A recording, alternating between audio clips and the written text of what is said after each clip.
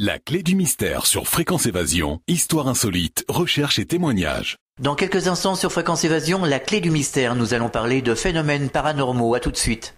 Réactualisez régulièrement toutes vos applications iPhone et Android sur les sites de Fréquence Évasion Radio et Monte Carlo Azur, fréquenceévasion.com, fréquenceévasion2.com et montecarloazur.com. Fréquence Évasion. Fréquence Évasion. La clé du mystère sur Fréquence Évasion, recherche et témoignages. Nous allons parler de sortie hors du corps en compagnie d'Akena qui a écrit un livre. Bonjour et merci d'être avec nous. Oui, bonjour et merci à vous. Alors vous avez écrit un livre Sortir de son corps, un ouvrage que l'on peut se procurer, je suppose, auprès de l'association Chanel Soleil. Qu'est-ce qui a motivé l'écriture de ce livre ? Effectivement, j'ai écrit ce livre vers l'année 2007. Ce livre est paru en 2007.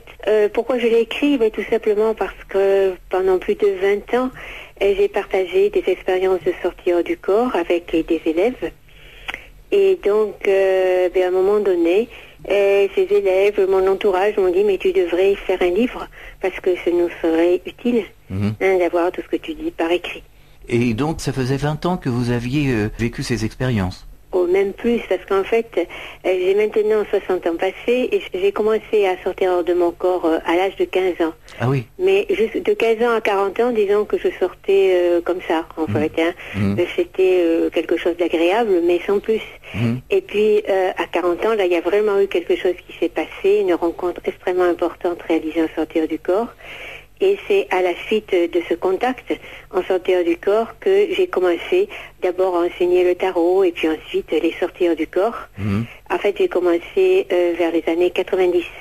Donc ça fait un certain temps que je fais ça. Oui, en effet. Vous avez l'expérience. Oui, oui, j'ai que ça. Alors nous allons, si vous le voulez bien, expliquer ce qu'est une sortie hors du corps pour les personnes non averties. Alors, la sortir du corps, qu'est-ce que c'est ? Je pense qu'il faut prendre en fait l'expression sortir hors de son corps au sens concret du terme. Effectivement, pendant une sortie du corps, je ne suis pas dans mon corps physique. Donc ma conscience, ma personnalité n'est plus dans le corps physique. Le corps physique est endormi. Oui. Donc il dort profondément, donc il n'y a pas de possibilité, par exemple, d'enregistrer des paroles, de dialoguer comme on ferait chez un thérapeute. Oui. Pendant un sortir du corps, je dors. Mais ma conscience, elle, est parfaitement éveillée. Et je sais que je suis en dehors de mon corps physique et je possède toutes mes facultés habituelles, plus d'autres facultés, d'autres possibilités. Alors quelle est la différence entre une sortie hors du corps et une NDE ? Il y a une grosse différence, c'est sur l'origine du phénomène. Au moment d'une NDE, la personne a subi un accident ou elle est en état de maladie extrêmement grave, etc. Donc finalement, elle est en état de mort clinique. Et on essaie de la réanimer, etc.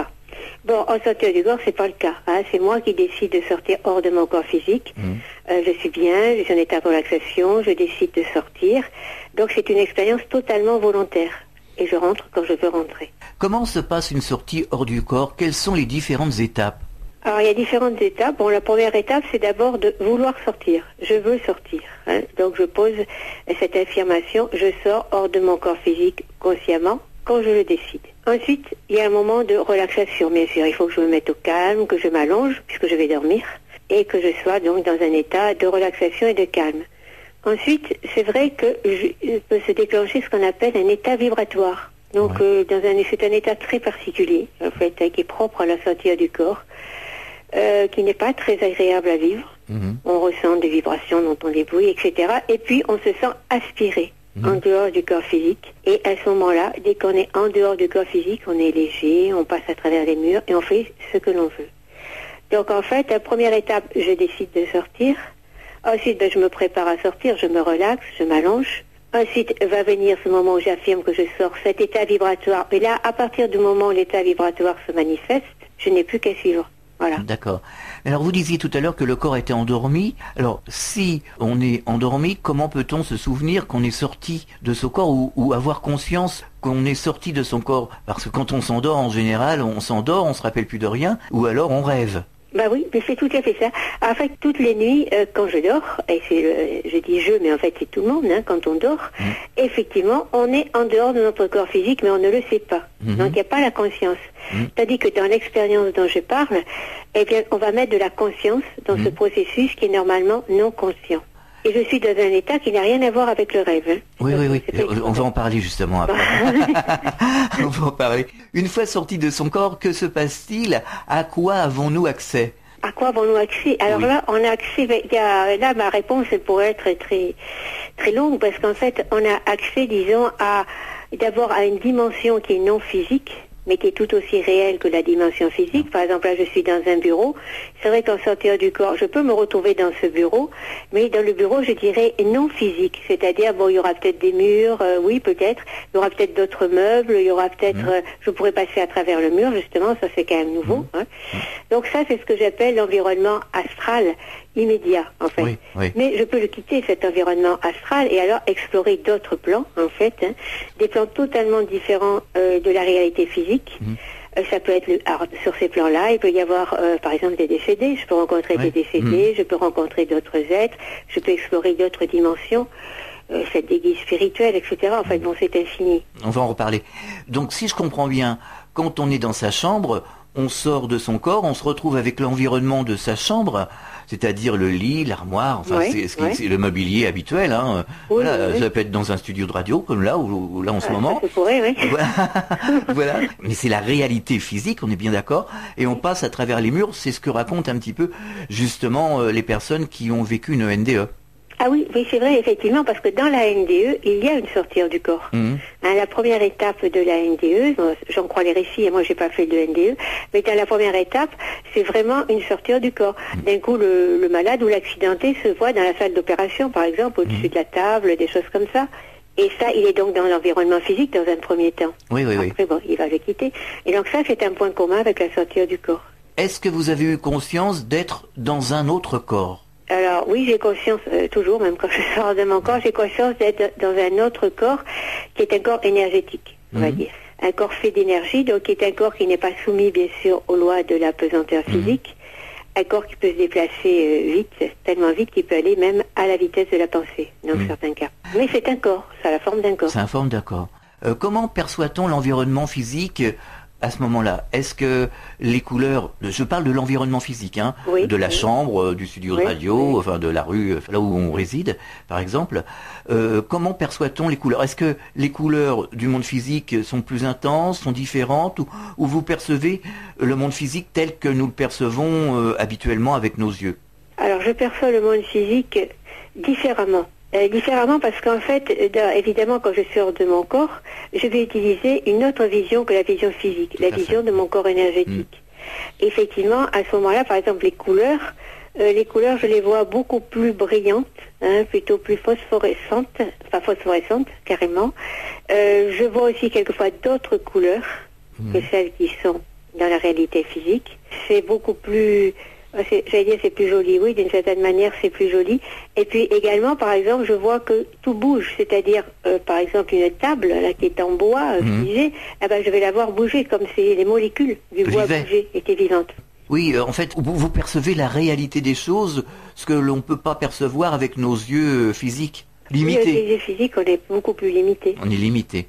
Qu'est-ce qui sort exactement du corps? On parle souvent du corps éthérique, du corps astral, du corps énergétique, de la conscience élargie. Qu'est-ce que c'est déjà le corps éthérique par rapport au corps astral?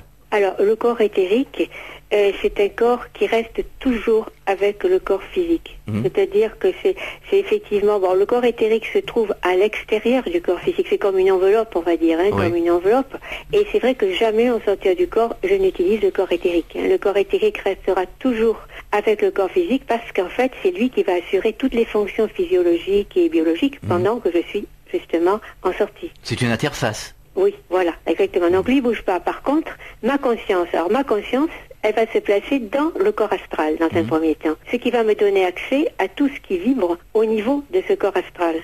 Et ensuite, c'est vrai que je peux continuer à sortir, c'est-à-dire je peux sortir de mon corps astral et utiliser des véhicules beaucoup plus subtils comme le corps mental ou le corps causal, ou les corps spirituels, on va dire.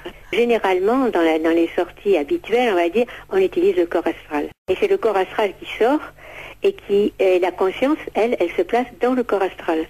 Et je dis ça parce que quelquefois les personnes pensent que c'est l'âme qui sort, mais c'est pas exactement ça. L'âme a toujours une enveloppe, finalement. Oui, avec son enveloppe vraiment d'origine, on va dire, c'est le corps causal. Alors, dans votre livre, vous parlez de rêve. On parle très peu d'ailleurs du rêve, finalement. Qu'est-ce qu'un rêve? Avec quoi rêve-t-on? Comment rêve-t-on? Et quelle différence de perception y a-t-il entre un rêve, le plus net soit-il, et la perception que l'on a dans la sortie du corps, hors du corps? Alors, dans un rêve, tel qu'on les fait toutes les nuits, on ne sait pas que l'on rêve.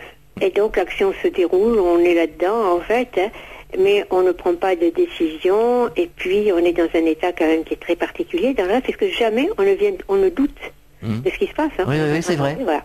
Et quand je suis en sortie du corps, je sais que je suis sortie de mon corps, et c'est moi qui décide, c'est moi qui agis, et c'est moi qui pense. Les choses autour de moi, ou les êtres, parce qu'il y a aussi des êtres, bien sûr, il n'y a pas que des choses dans mon environnement astral, elles sont, disons, totalement extérieures à moi. Avec eux, je peux parler, je peux interagir aussi avec eux. En fait, le rêve, c'est un peu n'importe quoi. Le rêve, disons, alors là maintenant, il y a plusieurs théories sur le rêve. C'est vrai que le rêve serait issu de notre inconscient, c'est la chose la plus classique.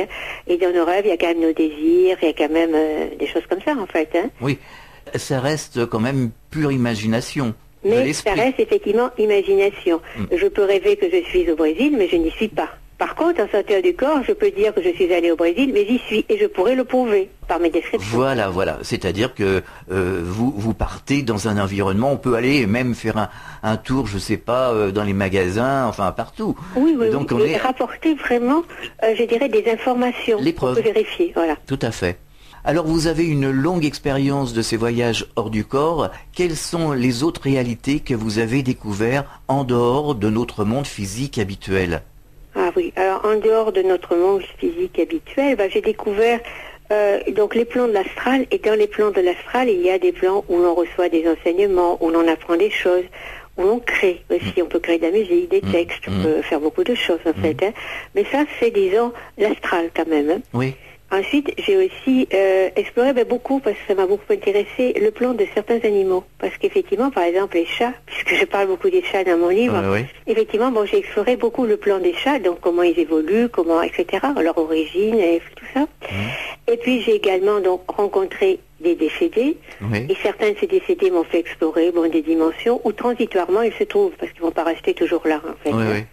Et puis, j'ai découvert aussi des plans qui n'ont aucune correspondance avec notre monde. C'est des mondes qui existent avec des êtres qui y vivent, mais qui n'ont aucun rapport avec nous. C'est différent. Oui, c'est-à-dire. Puis il y a eu le monde des guides spirituels. Donc les guides spirituels, pour moi, ce sont des êtres humains, mais réalisés, qui ont besoin de s'incarner. Donc il y a eu beaucoup d'exploration dans ces mondes-là, et les mondes de l'âme, donc les mondes de l'esprit, des mondes qui sont sans forme, qui sont des mondes de lumière. Alors, revenons aux décédés. Où sont-ils? Comment sont-ils? Comment vivent-ils? Quel est leur environnement? Alors, les décédés. Donc, moi, j'ai revu beaucoup de décédés, soit des gens que j'avais beaucoup aimés, qui étaient très proches de moi, que j'ai revus, soit des décédés que j'ai pas connus de leur vivant. Maintenant, comme j'ai dit tout à l'heure, les plans où je les ai rencontrés n'étaient que des plans transitoires. C'est-à-dire des plans que ces décédés avaient recréés, soit pour se régénérer, soit pour se préparer à leur évolution future, soit pour se retrouver. Donc c'est des plans extrêmement, en général, agréables, en fait. Alors pour certains, je les ai vus comme s'ils avaient voulu se recréer une maison, se recréer un lieu de vie, ou bien s'insérer dans une communauté. Ils avaient retrouvé d'autres personnes, en fait. Et puis, j'ai vu aussi souvent je vois les décédés, ceux que j'ai rencontrés, dans des lieux qu'ils ont, dans des lieux qu'ils ont créés eux-mêmes, en fait, pour leur évolution. Mais je sais qu'ils vont pas rester là tout le temps, en fait. Ensuite, ils vont continuer sur des plans où moi, en sortir du corps, je n'aurai pas accès. Et on vous a donné des indications? Rarement. Je vais vous dire une chose, les décédés n'aiment pas beaucoup parler. D'abord, ils n'aiment pas du tout parler de leur mort. Jamais c'est un mot qu'ils prononcent. Ils ne sont pas morts. Ils sont vivants. Il ne faut pas dire ça. Ils sont vivants. Ils sont vivants. Ensuite, c'est vrai que, quelques-uns je pense à l'un d'eux en particulier, m'a parlé de sa future réincarnation. Mais c'est une exception. Les autres n'en parlent pas, comme s'ils ne le savaient pas, à la limite.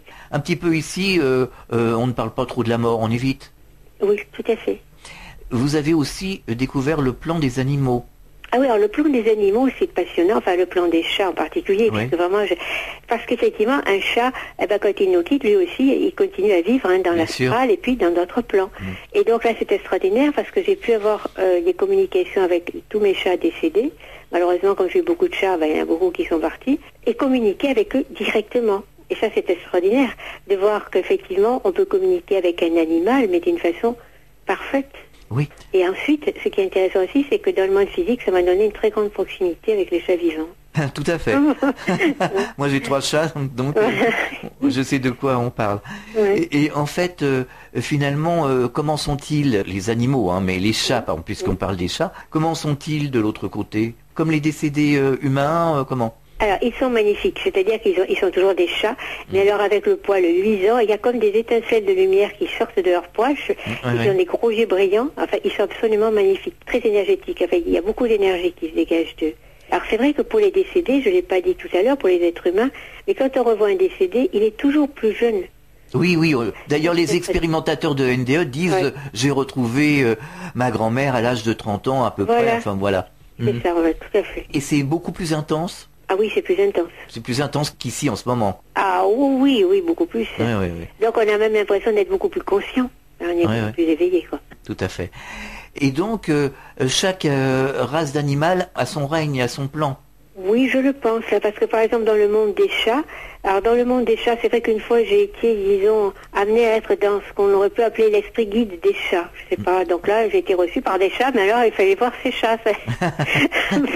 C'était de magnifiques chats qui m'ont reçue en fait, dans leur plan. C'était comme si c'était leur âme, je ne sais pas. Enfin, c'était vraiment extraordinaire. Il y avait 4 chats gris. En fait, ils étaient gris avec des grands yeux brillants en fait.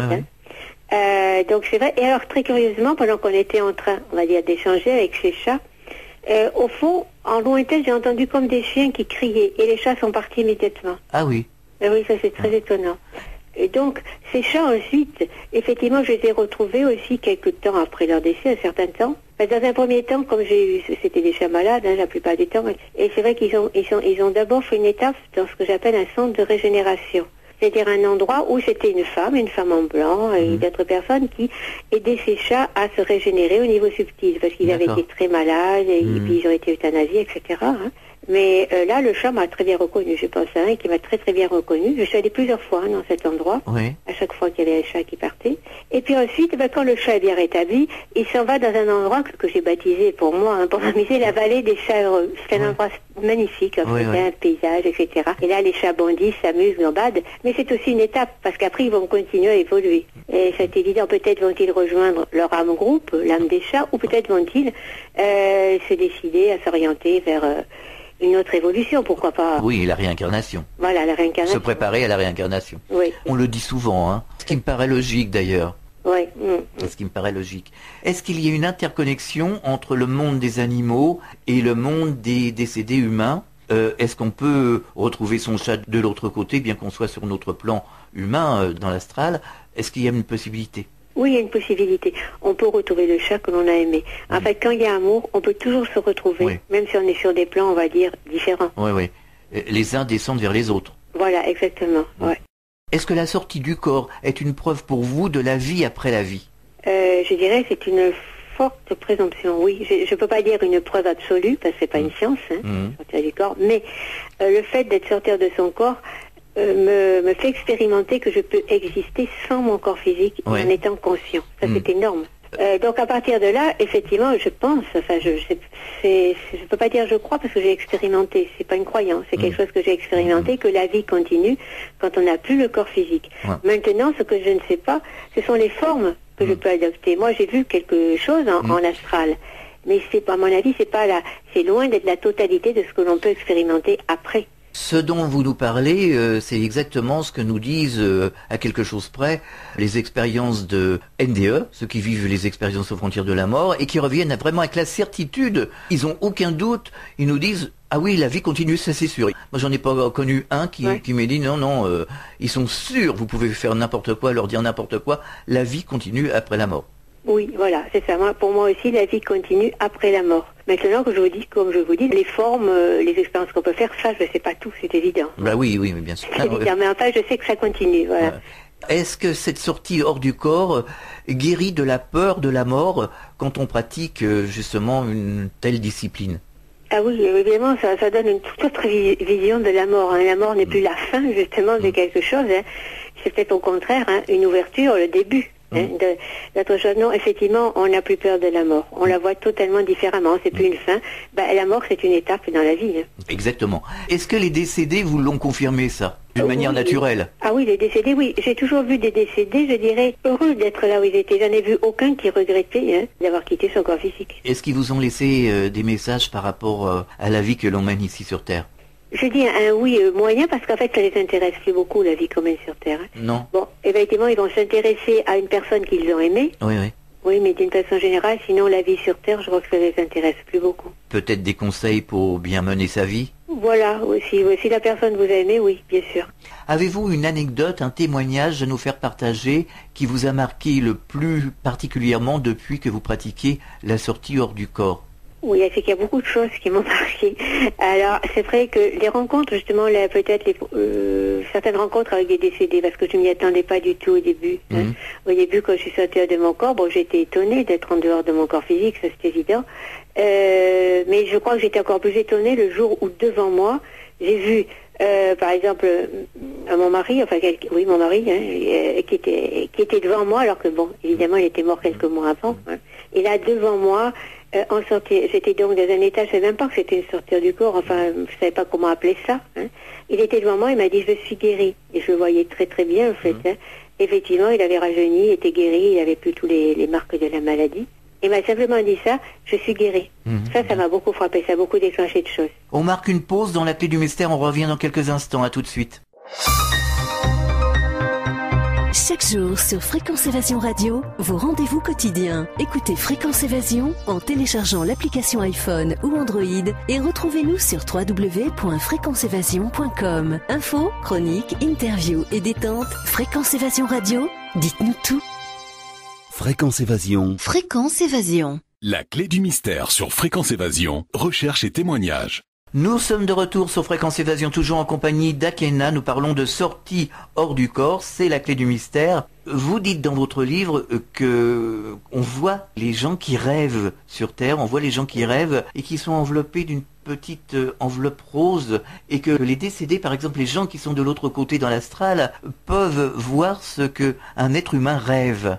Ah oui, ça c'est intéressant parce que ça va être une façon de communiquer avec les décédés. Effectivement, quand une personne rêve, autour d'elle, disons, elle crée un environnement qui a une réalité dans l'astral. C'est comme un hologramme. Comme un hologramme, comme un film. Voilà. Et donc, le décédé qui, lui, est dans l'astral, et même la personne qui sort de son corps, parce que moi ça m'est arrivé, qu'est-ce qu'on voit autour du dormeur, de celui qui dort? On voit son rêve. C'est comme s'il y avait un film autour de lui, du corps. Et à ce moment-là, le décédé ou celui qui est en dehors du corps peut très bien rentrer dans ce décor, prendre la parole, et c'est comme ça qu'on peut communiquer avec quelqu'un. Donc. Et souvent, les décédés vont utiliser ce procédé pour communiquer avec un être qui est resté sur Terre. Ils entrent dans leur rêve. La personne, en se réveillant, elle dit « Tiens, j'ai rêvé d'un tel ». C'est pour ça que quelquefois je dis tiens, j'ai rêvé d'un tel, mais tout est mélangé. Oui, parce qu'il y a l'action de votre rêve qui continue. De sa propre histoire, oui. Et puis le décédé qui entre comme ça et qui donne un message. Oui, et alors on a l'impression, quand le rêveur s'éveille, il a l'impression que c'était réel. Là. Il dit, j'ai l'impression qu'il était vraiment là. Ah oui, oui, oui. Non, il était vraiment là. Oui, oui. Moi, j'ai eu un ami qui est décédé d'un accident de voiture à l'âge de 39 ans, dans les années 90, et qui m'a dit, il m'a dit, je rêvais, mais dans ce rêve, je l'ai vu, et on a pris un ascenseur, et m'a dit, t'inquiète pas, tout va bien. Et oui. Par exemple, vous voyez. Et d'ailleurs, il revenait souvent, et c'était assez récurrent. Maintenant, ça s'est un peu calmé, mais c'était quand même assez récurrent. Je l'avais sans arrêt dans mes rêves. Ah oui, bien sûr, parce qu'il avait certainement des choses à vous dire. Et puis, c'est vrai que les décédés restent un certain temps quand même assez proches de nous. Après, ils continuent leur évolution. Alors finalement, cet environnement, cet astral, cet autre monde, ça paraît un peu par rapport à ce que nous vivons. Nous vivons dans un monde un peu étriqué, rébarbatif, enfin quand même assez dur, bien que il y a des bons côtés, évidemment, mais ça paraît être un monde assez magique quelque part par rapport à notre monde physique. Ah ben c'est-à-dire, oui, magique dans la mesure, ça il faut quand même faire attention. Non, je dis magique. Attends, j'ai dit magique, mais ça veut dire que, je voulais dire plutôt que tout ce que je pense dans l'astral, Ouais. se matérialisent. Oui. Mes désirs se matérialisent. Mais attention, mes peurs aussi vont se matérialiser. Oui.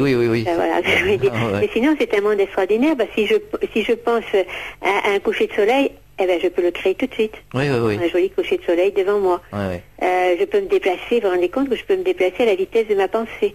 Je peux aller sur d'autres planètes si j'ai envie, en fait. Je peux aller dans le ciel étoilé, je peux aller dans d'autres dimensions. C'est incroyable, comme ça. Mais faut apprendre à bien penser, alors. Ah oui, il vaut mieux. Alors, mais ça se fait peut-être automatiquement, non? Il faut faire attention parce qu'en fait au début justement quand on sort comme ça et donc effectivement on va n'importe où parce qu'en fait on est ballotté par notre pensée habituelle. Oui, voilà, c'est ça. Alors et nos désirs. Et attention parce que dans nos désirs il y a une partie de nos désirs qui ne sont pas conscients, qui se matérialisent quand même. Par exemple moi j'ai souvent eu des élèves et moi aussi c'est arrivé. Par exemple on décide le but c'est de rencontrer son guide spirituel. On se prépare, on sort hors du corps. Et là, quand on est en astral, on commence par voir un joli paysage, des gens sympas, puis on commence à nous dire, tiens là, regarde un peu par là, tiens là, il y a une pâtisserie, tu voudrais pas aller manger des gâteaux, puis on y va, puis après on va plaisanter. Et finalement, on rentre dans son corps physique et on a oublié complètement son guide spirituel. Il vous s'est sorti de la tête, on a passé toute la sortie à faire n'importe quoi, des amusements. Des amusements. Voilà, tout à fait. Où sont les guides spirituels, justement? Ils sont sur un plan énergétique, disons, un plan vibratoire, beaucoup plus élevé que le plan astral. Disons, c'est une question de vibration. Donc, les fréquences sont beaucoup plus élevées au niveau des guides. Donc, c'est un plan que ça ressemble pas du tout au monde physique. Et c'est un plan qui est très lumineux. Il y a très peu de formes ou pas du tout. Et c'est très très lumineux. La conscience, tout est conscient. En fait, c'est très difficile à dire. Les guides, ils peuvent soit se manifester en prenant une silhouette humaine, soit être simplement lumière. Ça, c'est variable. Ils font comme ils veulent. Ils font comme ils veulent, exactement. Ouais. C'est un plan tout à fait qui n'a rien à voir avec le monde astral. Alors, je vais vous poser une question un petit peu idiote, mais par rapport à la vie traditionnelle qu'on a l'habitude de vivre ici, est-ce qu'on se sent pas un peu dépaysé, un petit peu déboussolé quelque part? Ah, c'est sûr qu'on est un peu dépaysé. Personnellement, ça m'a jamais beaucoup gêné. Ça m'a vraiment jamais gêné. Mais effectivement, on n'a plus les mêmes repères. Voilà, les repères sont complètement différents. Ça n'a rien à voir avec le monde physique finalement et avec notre façon de raisonner, d'agir, etc. C'est complètement différent. Donc les repères sont autres. Alors c'est pour ça effectivement que les personnes qui sont quand même un petit peu fragiles psychiquement, il vaut mieux pas qu'elles fassent ce genre d'expérience parce que c'est un peu difficile à gérer si on a tout à gérer à la fois. Oui.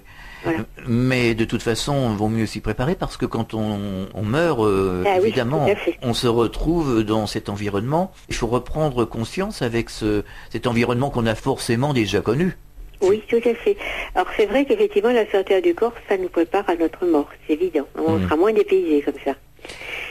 Qu'on a déjà connu avant, probablement. Ouais. Oui, puisqu'on vient de cet univers. Et oui, tout à fait. Est-ce qu'il y a une technique pour sortir et est-ce que tout le monde peut y arriver?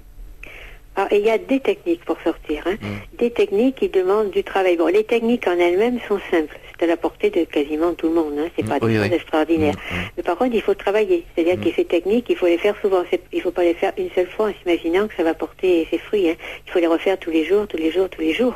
Ça, c'est évident, donc il faut un travail très persévérant et un travail qui soit soutenu par une motivation importante. Ça, c'est sûr. Maintenant, tout le monde peut y arriver. Moi, je dirais oui, en fait. Il ne faut pas de don particulier. Il faut simplement être très fortement motivé, être décidé à travailler tous les jours, en fait. Un peu aussi, je dirais, travailler sur soi. Il n'y a pas que le travail des techniques, il y a aussi travailler sur soi. Il y a savoir quand même s'abstraire un peu du stress quotidien, quoi. Puis on a une vie très chargée, travail, famille, etc. Ça va être plus difficile. Oui, il faut le calme, une sérénité, une détente. Voilà, une certaine détente intérieure. Alors on prétend qu'il y a des dangers, légendes, peurs, irrationnelles ou réalité? Il n'y a aucun danger. Il n'y a aucun danger. Alors c'est vrai qu'on lit souvent dans des livres, et puis souvent les gens disent attention, il ne faut pas sortir du corps, c'est dangereux. Moi je peux vous assurer que ce n'est pas dangereux, en fait, à condition bien sûr de respecter des règles élémentaires. Mais si je vais conduire une voiture, j'apprends le code de la route avant. C'est pareil pour la sortie du corps. On a tendance à faire peur à tout le monde, hein, avec tout et n'importe quoi. Voilà, tout à fait. D'ailleurs, une question qui m'a toujours taraudé, même étant petit, je trouve que c'est très bizarre, très étrange qu'on ait été parachuté dans ce monde physique sans être en relation quand même avec cet autre univers dont nous venons. On dit que dans certaines peuplades, on n'a pas ce problème-là, c'est très occidental. Ah oui, c'est vrai que nous, dans la société où on vit, effectivement, on n'a pas ce contact. Hein. C'est exact. Moi, personnellement, par exemple, quand je suis sortie de mon corps à l'âge de 15 ans, dans mon entourage, il n'y avait personne qui pouvait aborder ce phénomène. C'était quelque chose de totalement inconnu dans mon entourage, en fait. Hein, et je n'étais pas dans un entourage exceptionnel, c'est l'entourage normal. Hein. Donc, la sortie du corps, on ne sait rien de tout ça. Et donc, finalement, c'est peut-être plus difficile pour nous, ensuite, si on veut apprendre quelque chose. Moi, disons que j'ai eu une certaine chance, ça s'est venu spontanément. Mais si ça vient pas spontanément, c'est beaucoup plus dur. Alors, moi, quand je vois les gens qui viennent en stage, souvent ils viennent parce qu'ils ont lu des livres qui leur ont dit que, mais en même temps, ils viennent sans l'approbation de leur entourage. Oui, tout à fait. Mais est-ce que vous ne pensez pas qu'on a créé, ou que la société, les parents, la société crée des blocages vis-à-vis des enfants qui naissent et que finalement ça se referme et on ne peut plus communiquer avec ce monde parce que normalement on n'est pas parachuté quand même dans ce monde physique sans rien. Moi j'ai toujours trouvé ça très très étrange. Oui, c'est vrai. Moi je pense vraiment que l'éducation, effectivement, les parents, la société, tout ça, elle va effectivement petit à petit nous couper complètement de ce monde, parce qu'en fait un bébé, un enfant, disons, un très jeune enfant, se souvient plus ou moins, mais au fur et à mesure qu'il va grandir, s'il raconte qu'il a eu, je sais pas moi, un contact, parce qu'il y a des enfants qui disent qu'ils ont s'ils disent tout ça, les parents vont tout de suite lui dire mais qu'est-ce que tu racontes, ça va pas, etc. Voilà. Donc effectivement l'enfant va se replier, et puis après il va se conformer aux règles données par les parents, les copains, l'école, etc. Et ça devient plus dur, effectivement. Et ça devient plus dur et on bloque. Et on bloque, et en plus, après on a peur aussi. Alors les peurs, elles viennent du fait que soit on nous parle pas du tout du phénomène, on ne sait pas que ça existe, qu'il existe autre chose, en fait. Hein. Soit on nous dit, attention, c'est dangereux, tu es en train de devenir fou. Donc évidemment, ça bloque. Donc on est prisonnier de cette propre croyance qu'on ne peut pas sortir, que ça n'existe pas, et voilà. Et ça devient également réel. Oui, et je crois que c'est ça, moi je vois par rapport aux personnes qui veulent apprendre, le plus gros blocage, c'est justement qu'on leur a dit que ce n'était pas possible. Alors elles font l'effort de venir, de travailler pour apprendre, mais au fond d'elles, dans l'inconscient, on leur a dit que c'était pas possible, que c'est très difficile d'y arriver finalement. Il faut débloquer, il faut faire sauter les verrous. Est-ce que vous faites la liaison entre ce que vous avez vécu et le message religieux ? Non. Voilà. Alors c'est vrai que j'ai été éduquée dans la religion catholique, mais franchement, je n'ai pas gardé beaucoup de temps, enfin je n'ai rien gardé du tout depuis que je sors de mon corps, c'est depuis l'âge de 15 ans. Donc quand j'étais enfant, j'étais catholique, comme mes parents, par exemple, et puis quand c'est vers les 15 ans, j'ai complètement laissé de côté donc la religion catholique, ça n'a pas plu à ma famille évidemment, mais c'est le moment où je suis sortie de mon corps, parce qu'effectivement, c'est quand même deux choses à mon avis qui sont, c'est pas conciliable. Non, c'est pas conciliable. C'est-à-dire que le message religieux est très mal véhiculé. Il est mal véhiculé et c'est un message qui a été créé de toutes pièces pour ramener les gens, quoi. Tout à fait. Ils se sont servis de la base de la réalité, mais tout en racontant un petit peu n'importe quoi, enfin à leur façon. Voilà. Oui, tout à fait. Quels sont les bénéfices que l'on peut tirer en pratiquant la sortie hors du corps ? Beaucoup de choses en fait. Déjà, le fait de savoir que je ne vais pas mourir, c'est énorme. Ça détend. Oui, tout à fait. Ça détend énormément.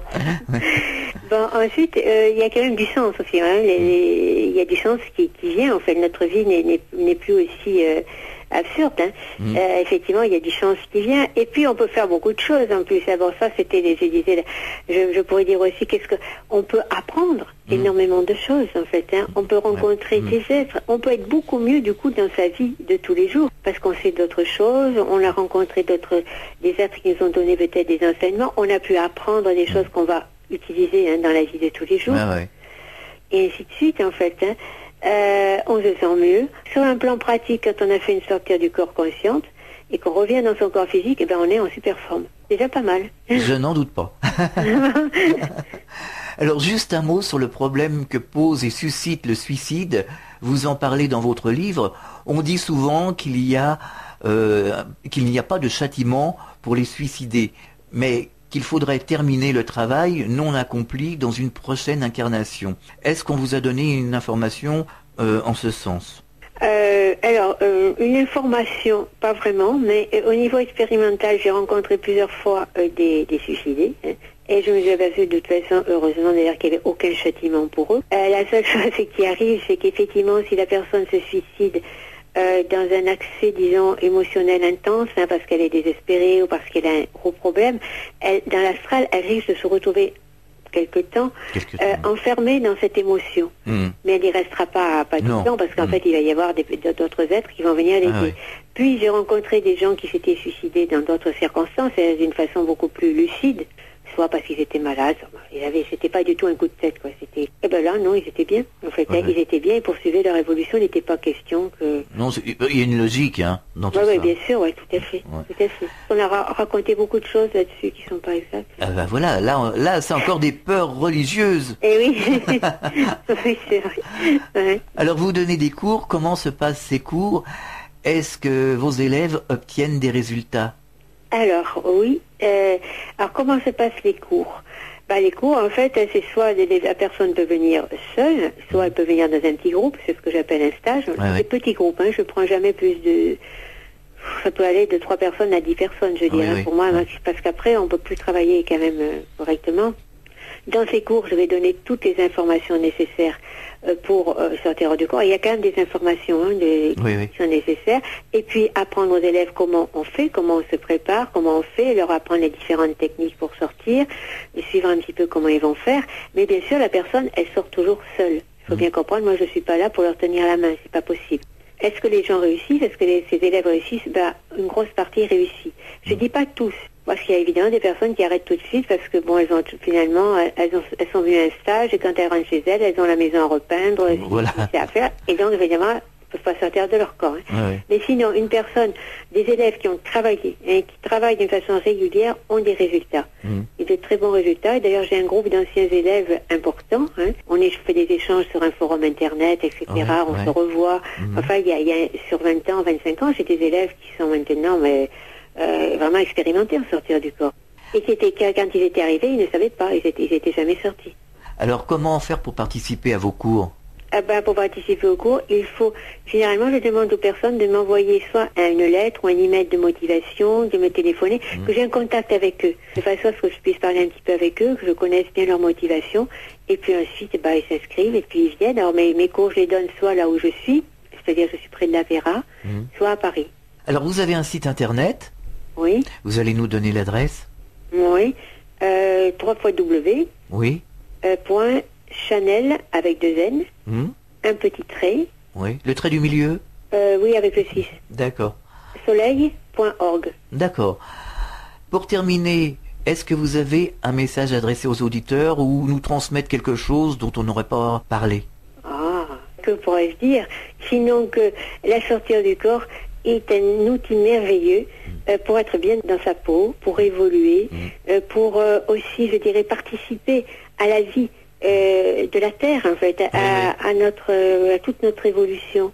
Parce qu'en fait, il ne faut pas croire qu'on évolue tout seul, on évolue avec... les uns par rapport aux autres. Et je crois que la sortie du corps, c'est incroyable parce que ça donne vraiment... quand on est sorti de son corps, on sait que tout est vivant. Et que tout être, en fait, je veux dire, quand je dis tout être, non seulement tous les êtres humains, mais tous les animaux, tous les arbres, toutes les plantes, la terre, tout ça c'est vivant, c'est comme nous. Et on a la conscience d'une éternité. Voilà, tout à fait. Et de la vie dans le grand sens du terme. Tout à fait, c'est ça. Merci Akena d'avoir participé à cette émission. À une prochaine fois sur cette antenne, au revoir. Merci à vous. Merci, à bientôt, au revoir. Fréquence Évasion.